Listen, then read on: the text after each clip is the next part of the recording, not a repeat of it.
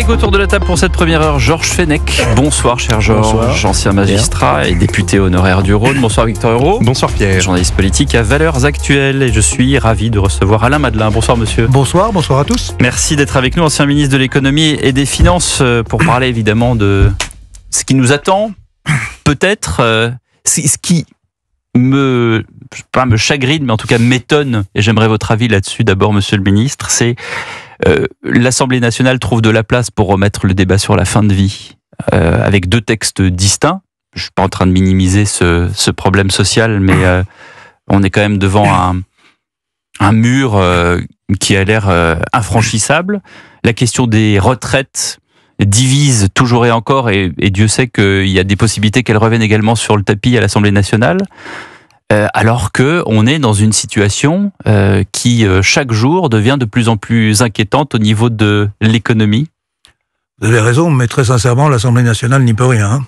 Donc ça veut dire qu'elle doit quand même se concentrer sur des textes qui lui sont inhérents. Oui, oui, même si par ailleurs l'actualité, elle se passe autrement. Bon. Mais est-ce que il y a quelque chose qu'on peut faire face à ça, ou est-ce qu'il faut laisser couler? Parce que, est-ce que, en gros, la grande question, c'est est-ce que demain, la France devient l'Argentine? Est-ce que demain, la France devient l'Irlande en 2008, où la bourse ferme, où la monnaie est dévaluée Alors, c'est une très, très, très bonne question. Ça veut dire que vous n'avez pas de réponse? Non, pas du tout. J'ai toujours... Très très bonne réponse alors.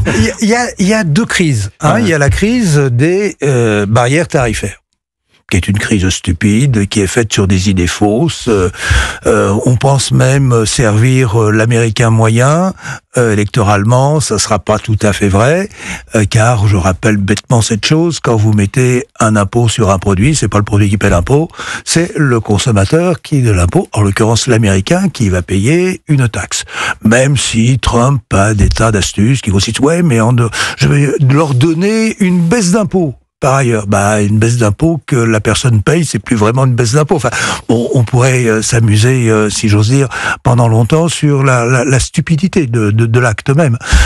Et je pourrais, si j'avais aussi le temps, vous montrer que... Mais vous avez le temps, Alain Madelin. Vous avez tout le temps. Tout le temps.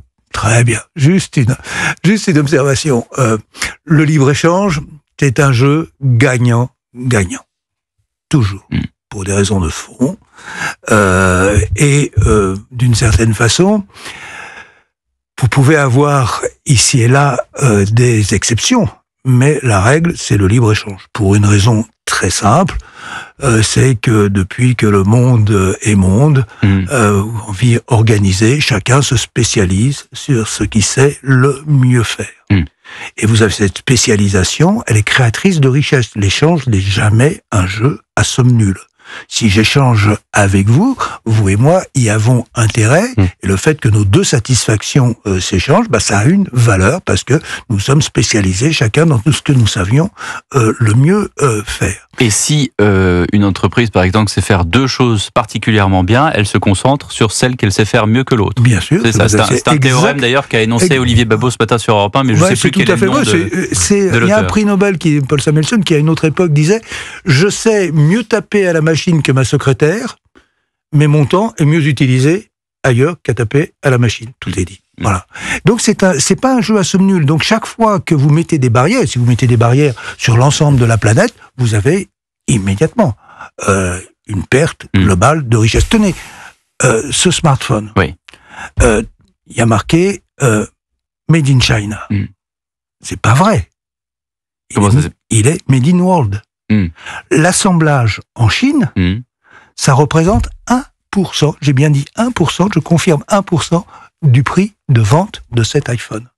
On l'assemble en Chine parce que c'est là où ça va le plus vite d'assembler, les usines se créent plus facilement, on mobilise le plus facilement des ingénieurs, etc., pour des composants qui viennent du monde entier, beaucoup d'Europe, certains de France d'ailleurs.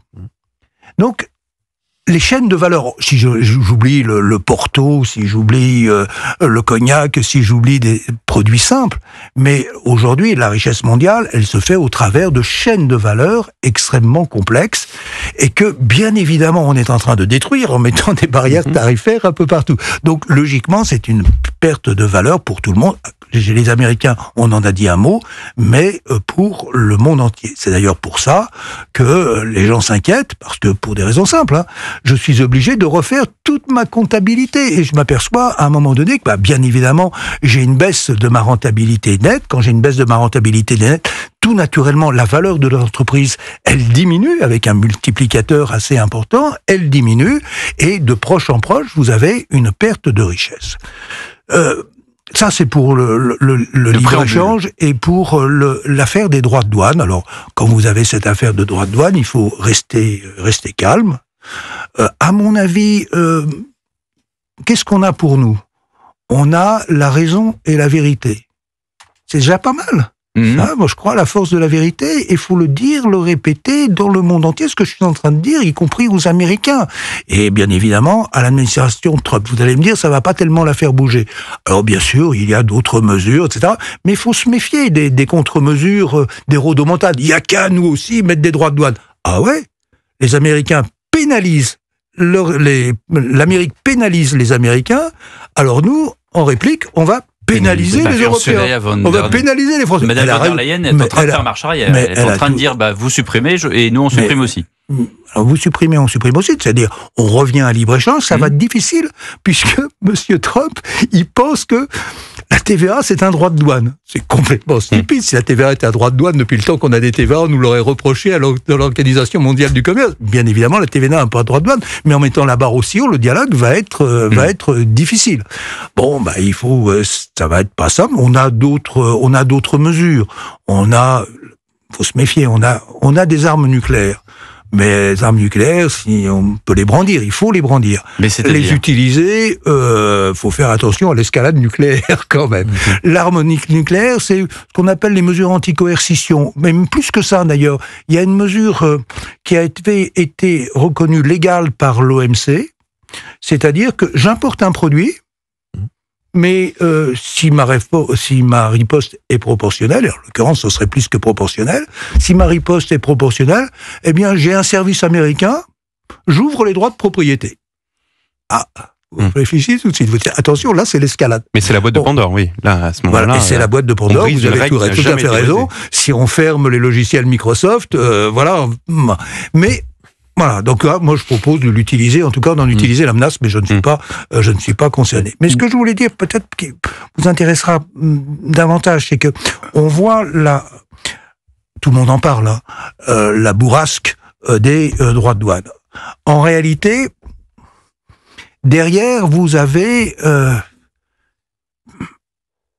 un tsunami économique. Ouais. C'est la petite vague qui va devenir grosse d'un tsunami économique qui tient à autre chose et qui nous amène à des possibilités de récession. On fait un point-virgule, Alain Madelin.